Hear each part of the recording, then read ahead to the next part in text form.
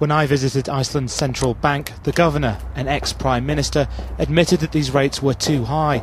But given a strong economy and a government that's net debt-free, the markets were unjustly punishing his country's banks. The economy of this country is quite extraordinarily good.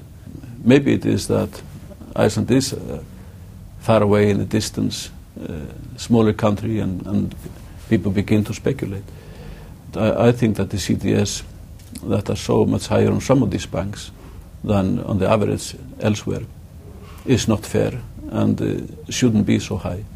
So I think it takes an explanations and explaining both from the banks and from the state to get the CDS down to some ordinary things, because no banks can live forever with CDS up to 600, 500, 600.